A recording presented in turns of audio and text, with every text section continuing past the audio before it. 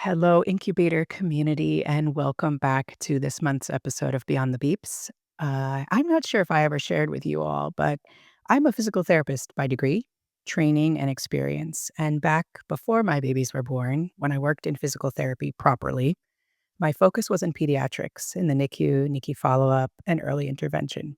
So I worked with a lot of babies before my own baby was born. Hundreds of babies, probably, if I think back. But I recall when I brought my first baby home, a ex 35-week late preterm guy, and I cut his nails for the first time. I panicked because I cut his finger. He barely whimpered, but I panicked. I called my husband. To this point in my husband's life, he was a calm, reasonable guy, also FYI, a surgeon. So he's dealt with many cuts and things of this nature before. And he tried to act calm, but he definitely hustled off and called his best friend, who's a pediatrician, who of course told him that everything was fine. The interesting thing about this experience was that regardless of the training that we had both had, trauma, wounds, hundreds of babies, thousands of babies, thousands of surgeries, and caring for these humans was completely muddied when it was our own baby. What is that phrase Johnson & Johnson says, having a baby changes everything?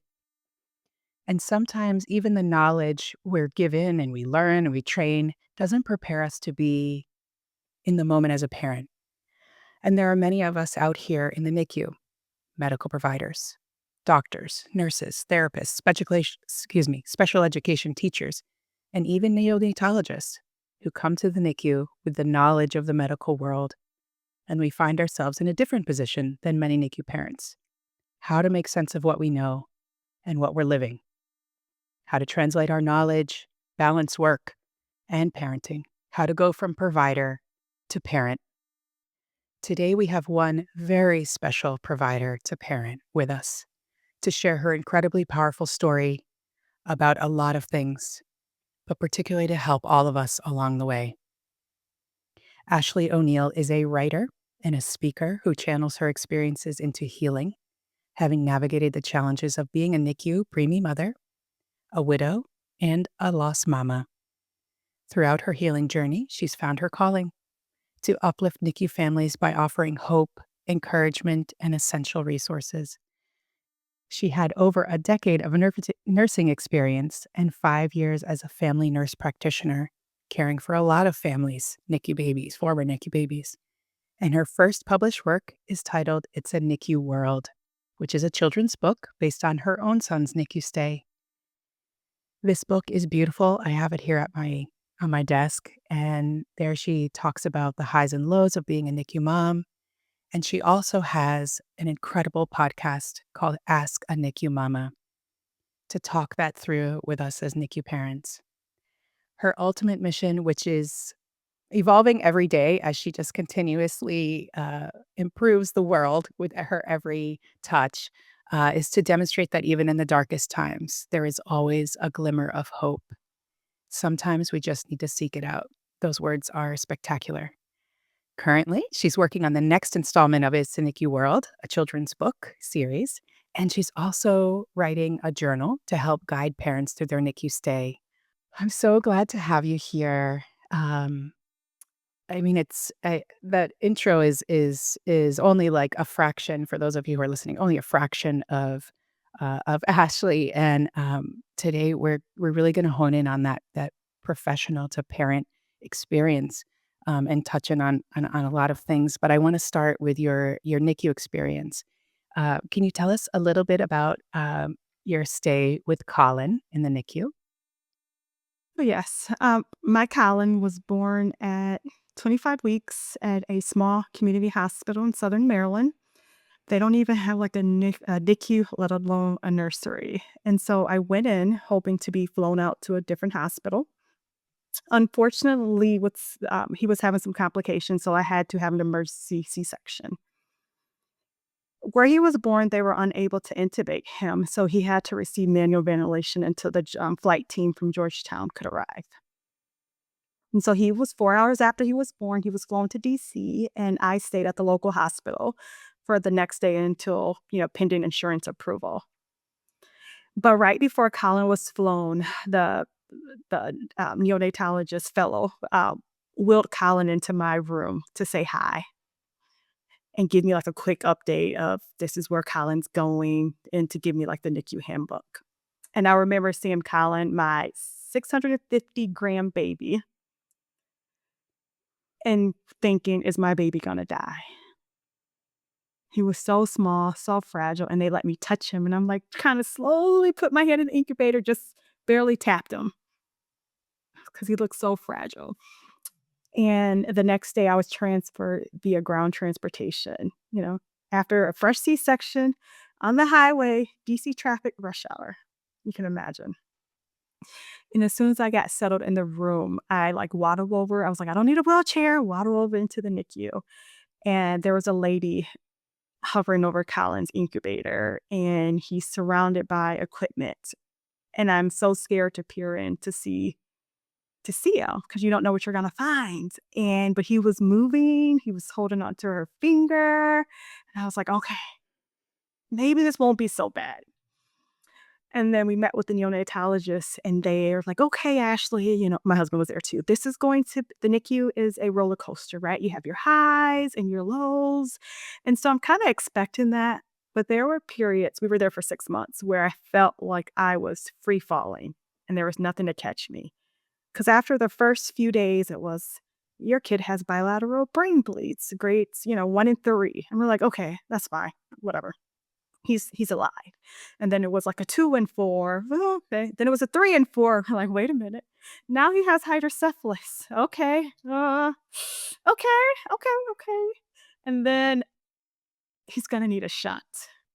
Oh, throw in some PVLs too. And we're like, okay, now we don't know about this. Like, what will life look like for our son? And we have previously lost our first son had died like 3 years prior, and so in our room of view, death was possible because we had experienced it before. And I Yeah. remember having a conversation with Colin, and I told him, "If you wanted to go, you can go. Otherwise, I would fight with you as long as you wanted to fight." And that little stinker, he was extubating himself, pulling out tubes, uh, and 183 days later, he came home. I love what you said. I'm here with you. I'm here with you. That strength that you showed him, the grace and respect that you gave him in those moments. I I wonder where you found that or where that came from. But I saw how much he was fighting, but I didn't want him to be in, like, any pain. 'Cause it's one thing to be born and, come home with medical needs. That's one thing. But it's another thing to have medical needs and then have to have external equipment placed in your body that's possibly gonna have to have surgery and repeated surgeries. So it's like, how much is too much? And then when does it become, I'm doing it for me versus I'm doing it, for him, to him versus for him? And so I wanted to give him permission because this is his life, and it's just I just wanted to make sure he was gonna be okay, and whatever that meant for him, whether he was here in the physical or the Yeah. spiritual. That is so powerful. I met a neonatologist from Australia at a conference, and she's focusing really on neonatal personhood. And so your instinct and your conversation that you had with him is so profound and something that I hope comes to the front more for our providers is like they have a little voice in there, right? And you're the one who is listening and giving him that strength, that comfort, uh, that ability to speak. And look at him now. Wow. You said that your older son, Vincent, you had lost him 3 years before. I'm wondering how you said, obviously, you now know what the realm of possibility is. Was there anything that you did in this second pregnancy post loss or anything that's prepared you to come back, into the NICU again? Or did you expect to come back to the NICU again? So my first son, he was born at 21 weeks, so there was no NICU. They Mm, told me, yeah. um I went into, like, the local hospital, and I was there for hours before the provider came in, and within 5 seconds of examining me, like, I'm upside down in Trans-Dillensburg, I have an IV, I have a Foley, and she's on the phone to get me transferred. But it was stormy, and I had to wait for ground transportation to take me because it wasn't safe to fly. And so I Mhm. 30 minutes into a 2-hour drive, my water broke. And as soon as I arrived to the next hospital, they were like, 50% of moms are going to deliver within 24 hours. So what do you want to do? I was like, do whatever you can to save my baby. Give me the antibiotics, the IVs, like whatever. And Mhm. but they warned me if he's born this early, there's nothing we can do. And so I felt my baby moving, but I didn't want to say anything because I knew what that meant. And he was born at 6 a.m. and with a beating heart, and there's nothing they can do. But make sure he has a beating heart and pass him over to the mom. And then he died. So so that kinda shaped how we viewed the next pregnancy, because it's like you don't wanna get your hopes up. You're not naive anymore. And so when I was in the NICU, like, I knew there was a possibility because I had experienced loss before. Yeah, that naivete, I think, is something that, um, can be helpful, right? It's like, what's the other phrase of, ignorance is bliss? There's obviously, this can go both ways, and particularly for you as a provider, you've seen, you said you did family practice, so did your work include pregnant folks, possibly post-NICU babies, things like that? So family is cradle to the grave. So newborns all the way to Mhm. 99-year-olds. So some moms were pregnant, Yeah. and I returned back to work 2 months into Colin's 6-month NICU stay. So I think that was, like, the hardest because 'cause I'm at work taking care of baby too. Look like look like Colin should have looked, plump and meeting their milestone, and then I would, check them out, do their well baby exams, go back to my desk, pump for my little 5-minute break, and call the NICU to get updates on my baby. And it's like, I kinda really had to dissociate. I can, like, see myself, like, looking down on myself in the exam room. And it's like you're having 2 conversations. You're talking to the families, but yet you're, like, mentally talking to yourself. Like, "Hold it together, Ashley. This is their time.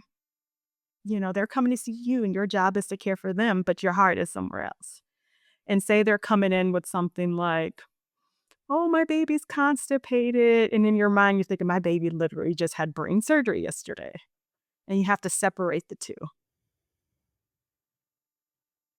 Yeah. You said dissociation was sort of a way that you did it, or compartmentalization. Yeah.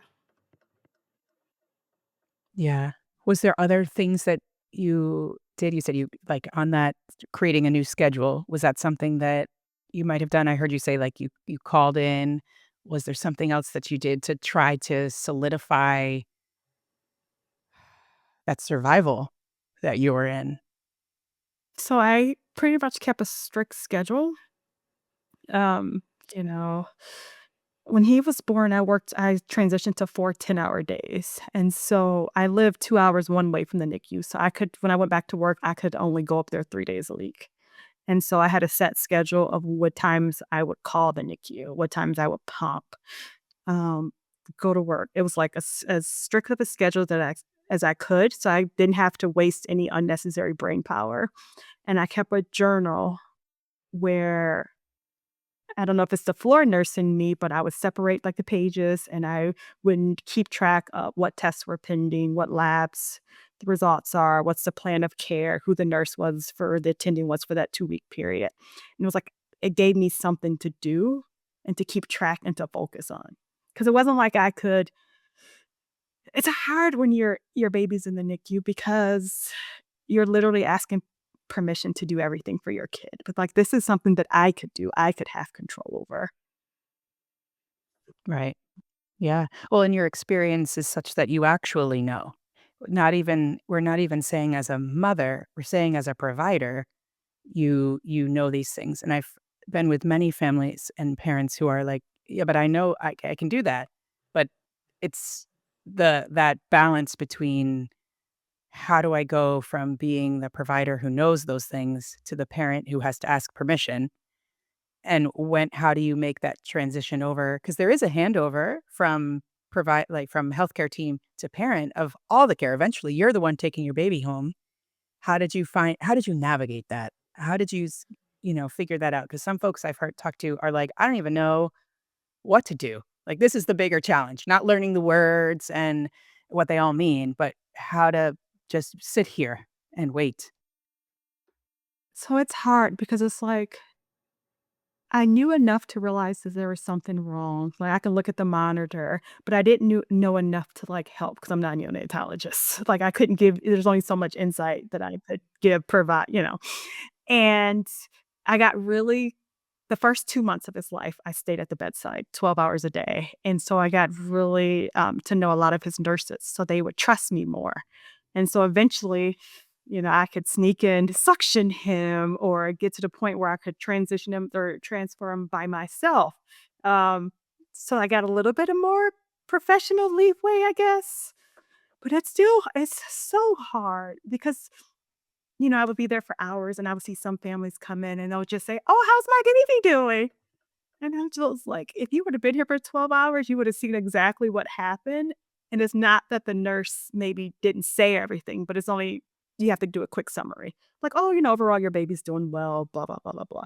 But I'm like, that's not enough. Like, I needed more information. Like, I needed to ask more questions than how is my baby doing? So we got to the point where we're actually having once a week family meetings, and this is addition to, like, the daily rounding where it had, like, whoever the attending was for the week, the social worker, the chaplain, eventually we brought in, like, ethics, and whoever, like, take turns between neurology, neurosurgery. We saw everybody, GI, and, like, um, and I kinda just to make sure we're all on, like, one accord and one page, and to ask the hard Yeah, questions. those family meetings are so important. And was it something where you were, because it's different everywhere, was it something that you had to advocate for, or was it something offered to you? I think they really only do it for the more complicated cases. Sure. And my Yeah. late husband was an Yeah. engineer, so, everything in black and white. There's no gray, and so he would ask some questions, so they were like, "Okay, we just need a meeting," like, but no. Yeah. Yeah. Let's talk about him for a little bit. You just mentioned that your late husband and that you're a widow. Uh, the experience when he was there, he was an engineer and you're a healthcare provider and you're clearly an empathic, compassionate, very gray area. There's lots of love and softness in comparison, right, to engineering, which is very clean and clear. Uh, and we all experience the NICU a little differently. How did you all make that through? How that time period, how did you make it through? It's hard because there were some parts where I just didn't wanna know the answer to. Yes, there was a lot of things I wanted to know, but those lifelong questions like, "What would your kid look like?" Sometimes I just needed to live in that moment, worry about today, and my husband, grew up in a different country, and so he's the definition of someone who literally had to find material, create the boots, then pull himself up. And, he went to the Army for 4 years before he went to college. So all he ever wanted was, like, his own family. And then our son died. And then fast forward a couple years, and then our son is in the hospital with significant brain tissue damage and PBLs and, like, all of this stuff. So he knew what it takes for him to navigate this world, as a person of color. And we all know that kids who have disabilities have increased risk of abuse in different settings. And so he's like, my kid can potentially be subjected to cruelty in this world and not be able to care for himself. And then what happens when we die? So he couldn't focus on the moment. It was seeing Colin 20 years down the road, seeing Colin after we die. And so he had a hard time Right. like Very reconciling that. overwhelming. Yeah. So it's hard. I was like, I don't want to know. Let's make it home. Let's do this. He couldn't let it go. Yeah. He was thinking a lot bigger picture, and you were trying to be very present, like one step at a time. Yeah. You both made it home with Colin. How were there anything that any tips and tricks? Because I think a lot of us in our relationships find opposites in each other, um, that was helpful for you both to sort of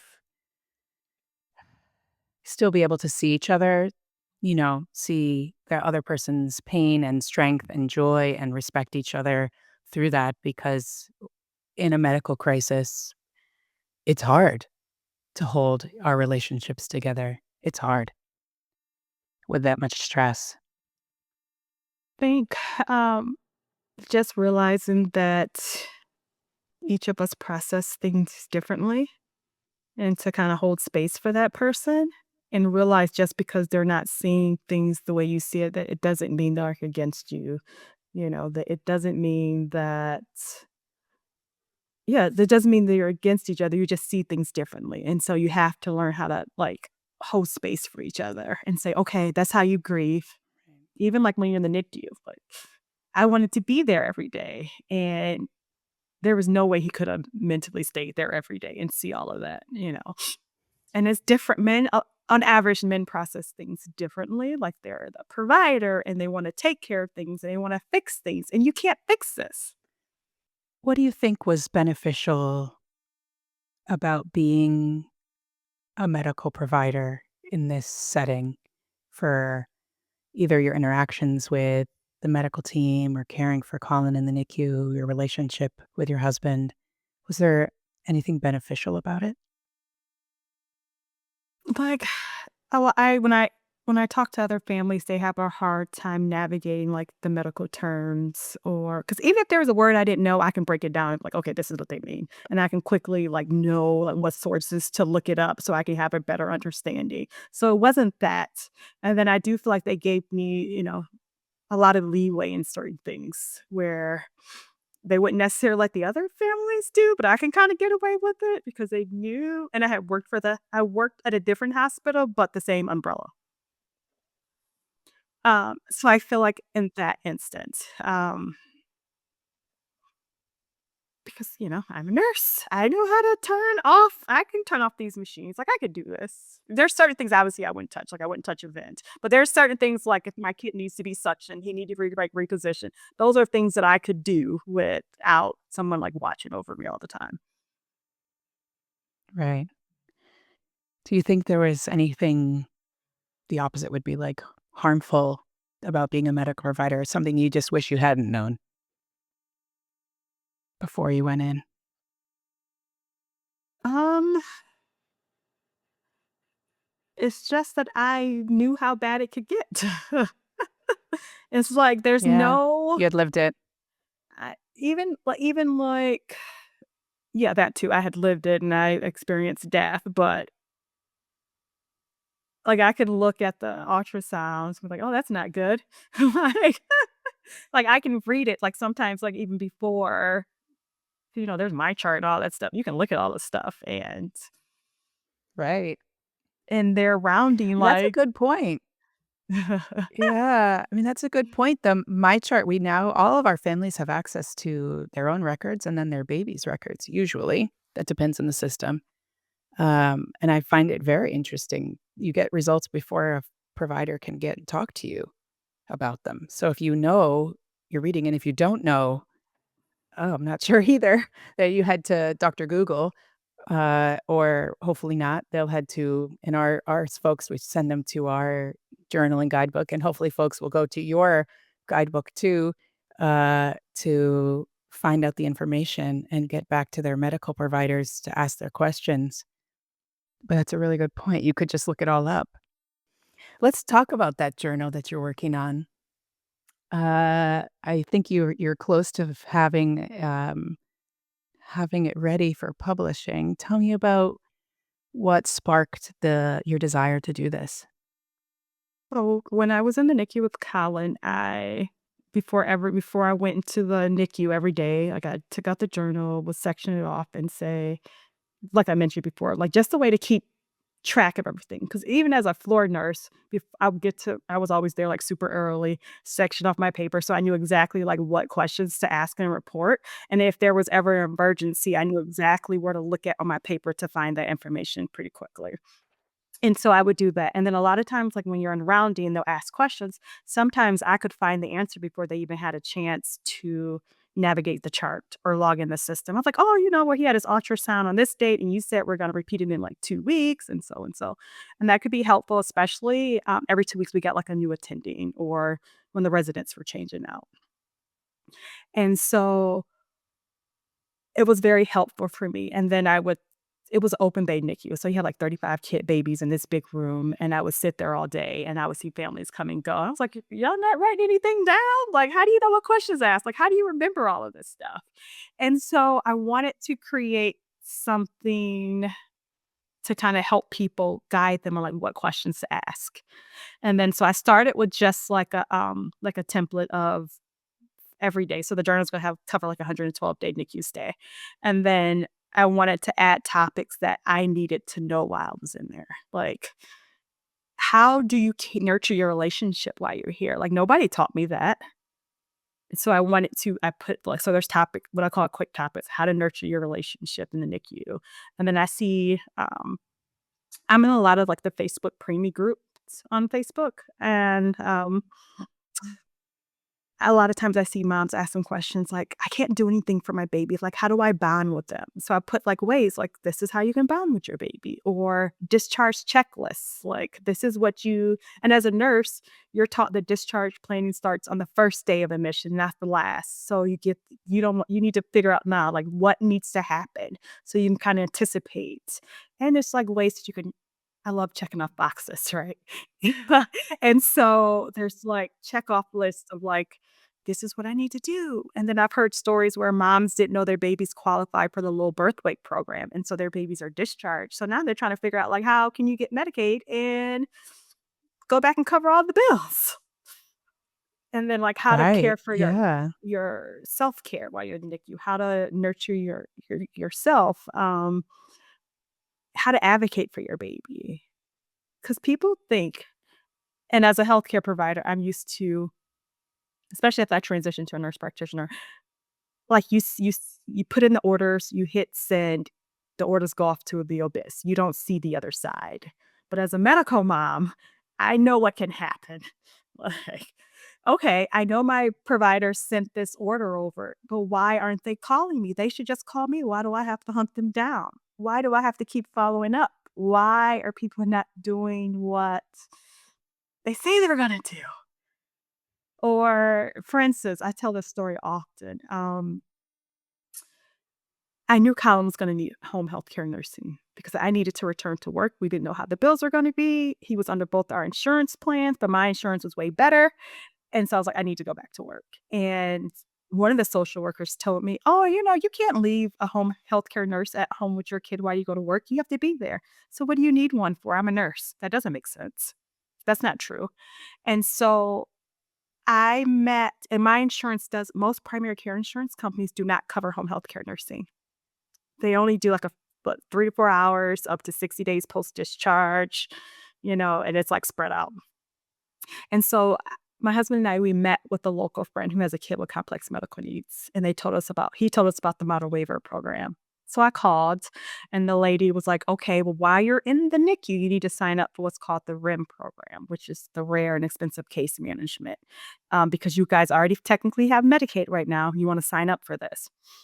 And we signed up. Colin got approved the week before discharge, and which means they were able to he was able to get discharged home with home health care nursing, and they gave us a case manager. Amazing. And once he came home, they're like, "Okay, you have to call social services within, like, 60 days of discharge, tell them that, he's discharged, and then they'll send a follow-up call, and then they'll ask you how much money you make," and we knew we were gonna get thrown off. But because we were in that Sure. program, it gave us enough chance to bridge us over to a different program, to the model waiver. And because we were at the beginning of because he came home on RIM with home health care nursing, it put us at the head of the list for the other program, and there's only 200 slots in the state of Maryland, which means had he not had RIM, we would have applied, we would have been on the bottom of the list, which means he wouldn't have home health care nursing. So we needed that program. And the case manager said, once you get the letter in the mail, you're gonna have to go to social service, you're gonna have to give them this code, and it's gonna cover you during that bridge period till we move you from one program to the next. So I call my boss. I'm like, "Okay, I need you to cancel my beginning patients. I need to go to social services." And I get there super early, and at the time, I didn't know because 'cause I'm outside the door, a guy comes by. He makes a smart comment talking about, "Why are you here so early? Early people, it doesn't matter." I was like, "Whatever, I'm just gonna ignore you." So I get there and I go up to the front desk. I'm like, "Ma'am, I'm here to apply for this program for my son. I need to bridge him over." And she just looks at me, "Ma'am, there's no such program. You just need to get health insurance for your kid." I'm like, "Ma'am, my son has 2 healthcare insurances." She was like, "Okay, wait a minute." So she calls someone else and she's like, "Ma'am, there's no such program. You need to get health insurance for your kid." So now I'm getting mad. "Ma'am, my kid has 2 Blue Cross Blue Shield plans. They don't cover nursing." And his case manager told me this. So then the guy from earlier who made the smart comment, he actually worked there. And so she has me tell this man my story in the middle of social service lobby. And so now I'm getting frustrated and I'm like, this is what I need. And he just looks at me. That program doesn't exist. So now I'm really mad. So I pull out the email and I'm like, "Ma'am, his case manager said I need to apply for this program and this." She's like, "Give me a second." 5 minutes later, she calls and she makes a call and she says, "Ma'am, you're approved. You'll get a letter in 2 weeks." And so I walk out the lobby crying. And I'm like, and I think about, and this is partly why I do some of the work that I do. Because I think about what if I didn't have the job where I could cancel my morning and go? Or what if that first guy would have discouraged me? Or what if I would have listened to that lady when she said the program didn't, it didn't exist? And I share that because this is how hard you always have to advocate for your kids. There's this program. And I always tell people the first person that you talk to, they never know what they're talking about. So call and ask again. And it's so hard. Like having a kid with complex medical needs isn't the hardest part. The hardest part is advocating for them and getting the resources that they need. It is a constant battle. Like I literally have to write in my planner, I call this person. If I don't hear back from them, I go a couple of days later and write what it is and put a checkbox. So I know when I get to that date, if I haven't heard from them, I need to call again. And that happens across different services, do you know how many times I have to call the hospital billing department or the insurance company for stuff that's not my error, like to get stuff approved? Right. Yes. Yes. Oversight and failure to do one's job. The world is not set up, or it feels oftentimes, and our folks talk about this a lot, not super welcoming, right? To having medical issues, having It's so hard. I love what you just said. It's not the hardest part is not having not the baby, the child. That's a joy. That's not the problem. The problem is our systems. And then I feel bad. So, like, Colin is blessed in a sense where, yes, he's in a wheelchair, has left-sided CP, but he has access to things that a lot of families don't. And then you wonder, like, some of these babies, like, they technically could be better off had if they're able to go to intensive therapies that cost, 8, $9,000 out of pocket. If their parents can take off of work to, drive, or they can have access to childcare so they could take these other kids someplace. And that's like Right. it makes me so Yeah, the sad inequity. because there's so many kids that can be doing better. Because like, had I when Colin's in NICU and they're giving me, like, all of these, they told me he was most likely gonna be blind, deaf, mute, would never breathe on his own, like, so many things. And the pediatric occupational therapist was like, "Okay, Ashley, push aside all of those predictions. Your job is to love Colin, give him the necessary resources, and he will show you what he's capable of." And that has is what has carried me through the last 6 years. And so you think about those other kids who can't get the necessary resources. And I know for sure Colin would be Yeah. so much different had he not had access. You're certainly this is I sense from you, this is your mission, this is your purpose. I mentioned it in the introduction because it's saying, "Yes, that my baby deserves this, and how can I make this happen for other people? How can we try to stem the tide of the inequities and the systemic failures, right, that are keeping all of our babies from thriving?" Yeah, like, so I have a community on Instagram, and you see the struggles every day Mhm.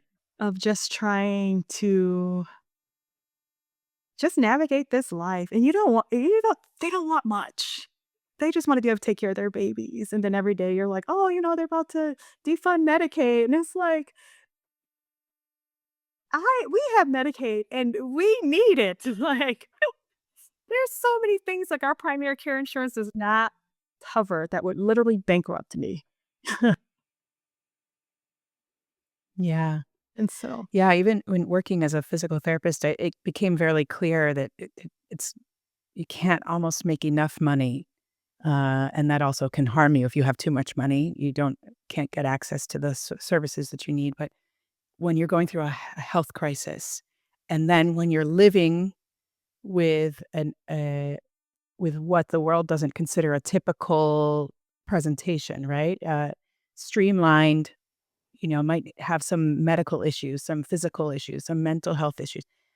The the burden is really high, uh, even financially, but the emotional side too of, and we were talking before about just seeing the world not providing you with what you need, ramps, changing tables, doorways that open well enough, those sorts of things.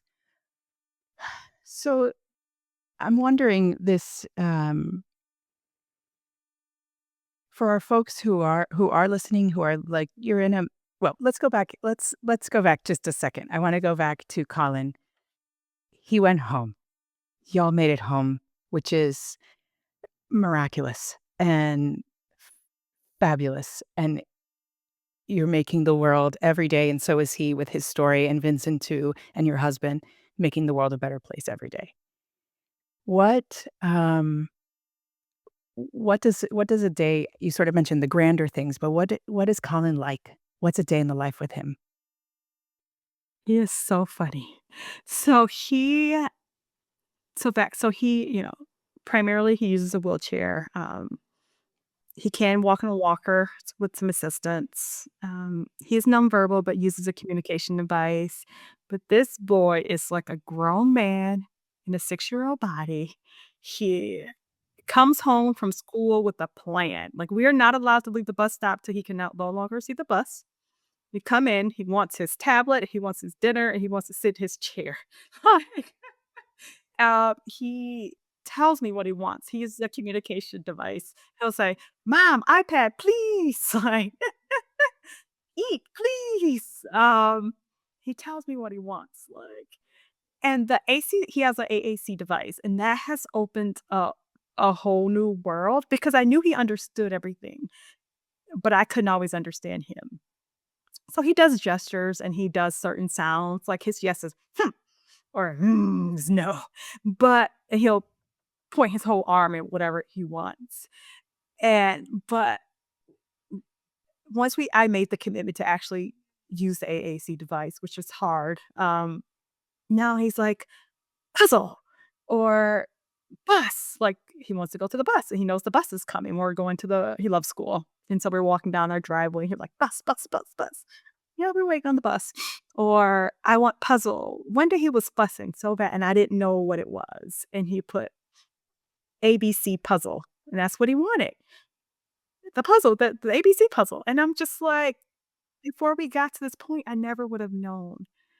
He loves story time. If I'm reading, and like the other day, I said it was supposed to be dragonfly, and I only saw the fly part. He was pointing to fly, like "You missed a word." He lets me know if I miss a word. He can read. Uh, he He's loves reading. swimming. He loves the other day becoming bubbles, bubbles, bubbles, bubbles. Like he is feisty.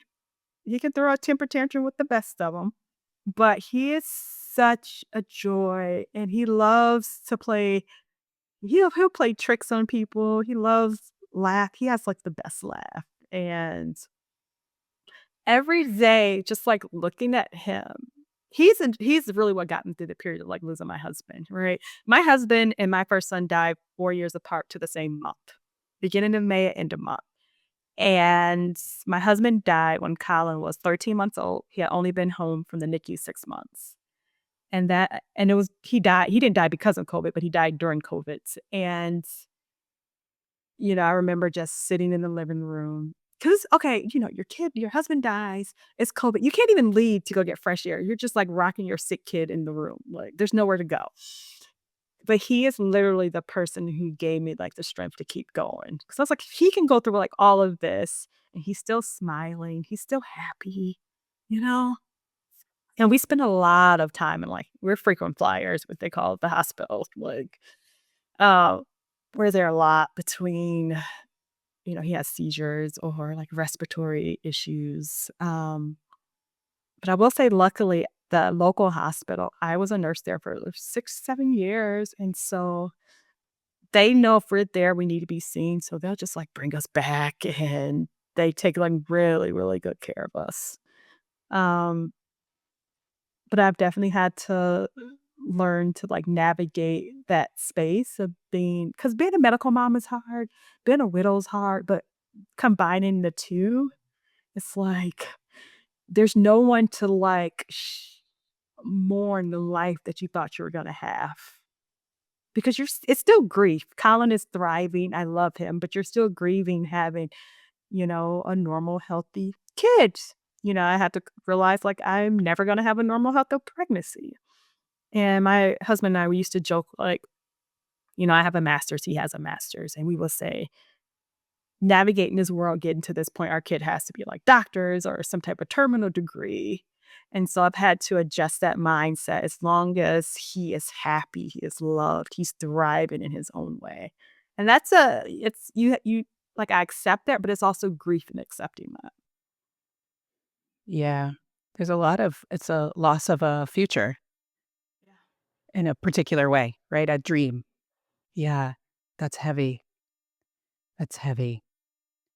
You're a very positive person and stay really engaged. Is that part of your process in grief? Is that something that you found to be soothing or maybe purposeful in that action? Because I've learned that grief doesn't go away. It's how you manage it and how you cope with it because it's there. Yeah. It's like a, it's like another person that's always in the room. How close that grief is varies. Sometimes she's in another room in the house. Other times she's just like right here, like breathing down your neck. She's always there. And I've learned to I don't hide from grief. Like grief doesn't scare me. If I feel like I need to grieve in the moment, I will, but I just don't stay there. It's like you grieve and then you have to keep living. You have to find something to do with that grief. And I actually interviewed someone earlier today and she described it as like grief is like energy. And what are you going to do with that energy? Like what purpose are you going to make out of it? And like I don't want my husband's death to be in vain. I don't want my Vincent's death to be in vain. And so I feel like my purpose really is to kind of help people navigate through those really, really hard spaces. And there's only like one or two other people that I know who has buried a child, buried a husband, and have a kid with like complex medical needs from the NICU. It's not that many, you know. And it's like if I can make it through this somewhat mentally and still intact, right? Like, w- Very much so, yes. like I just want to show people that there's a different way to like live with grief and still have meaningful impact. Did I answer your question? Yeah, Okay. completely, and more. Always. You have just a wonderful, um, communication, just beautiful, and I think that's something that that grief space doesn't look the same for everybody, right? And knowing that you as a beacon of light for someone in the darkness is, you know, I think it'll allow them to cope with that grief, however close she may be, right? And I really love that. Yeah, I've had several parents that I've supported through their losses and different grief levels, and they talk about it being. You said like an entity. It was the ocean. Sometimes I feel like I can't get to the top of the water, like I'm drowning sort of in my grief, and then there's times when I can breathe and I'm floating, and then that finding that purpose, they've turned that into. So now I'm going to swim. Right, now I'm gonna swim. I've got this. Like, some days I'm gonna have to just float. Some days I'm just gonna take a seat on the bottom of the ocean and wait. I love that you give yourself that space and that grace, especially without your partner, that you had mentioned before about being able to bounce stuff off, the goods, the bads, so that I think you are, in the very brief time that I've known you, a beacon for me and in my work too. So knowing that we have other providers who are out here, folks who are counseling other people through caring for other NICU babies, caring for other NICU families, medically complex families, families who are suffering in bereavement and grief. Knowing your story fills my cup, right? Knowing your story and Vincent and your husband and Colin, it gives me the ability to be better at what I do. So I thank you for that, for our families, for me, for my work, for everybody out there who's listening. Maybe you're not a NICU family. Maybe you're a provider or a teacher who's caring for a medically complex kid in your classroom. So I'm super grateful that you've decided to put your energy into this. Yeah, because you have clearly a lot of skills and a lot of talents, and you could have gone anywhere, my dear. So yeah. So what we use the word hope a lot, and um, I want to know what hope means to you. Colin is hope for me. Just watching him navigate this world and he shouldn't be. When I was told he wasn't going to be able to do so many things. And yet every day he wakes up with a smile and keeps thriving in his own way.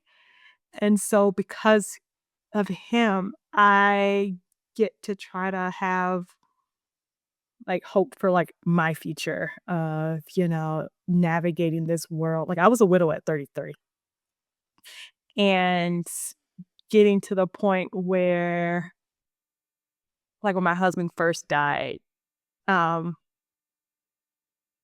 it was like a normal day. I got up, kissed him goodbye, came home 13 hours later, he was dead in our home. And when I first saw him, my thought was, of course, dead husband, dead kid, sick baby, right?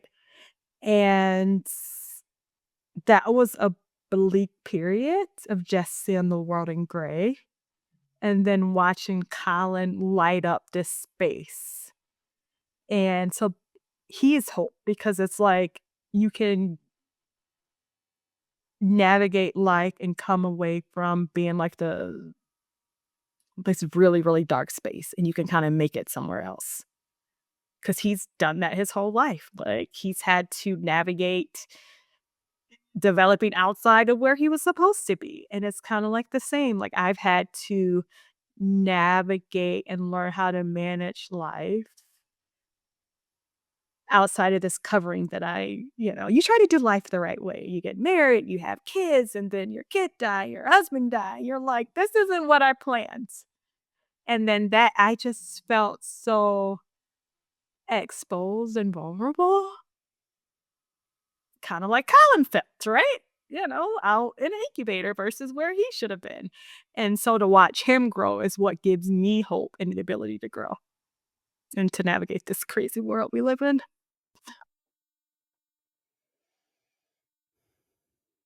I'm so grateful to have you and your whole family in the world, all of you here on earth watching over us. I think the your your reach, your touch, their touch, you being the voice for your family is strong and it's powerful. It's really powerful. So thank you. Thank you for doing that. Yeah. I'm gonna try to compose myself, y'all.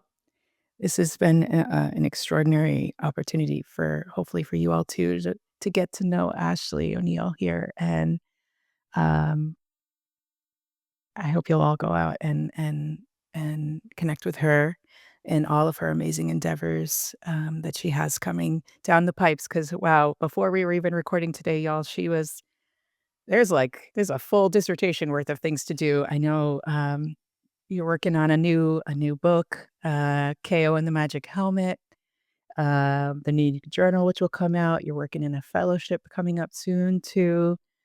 Uh, the the sky is the limit, and we are just so fortunate to be in your world. Yeah, for sure. Well, um, thank you so much, everybody, for listening.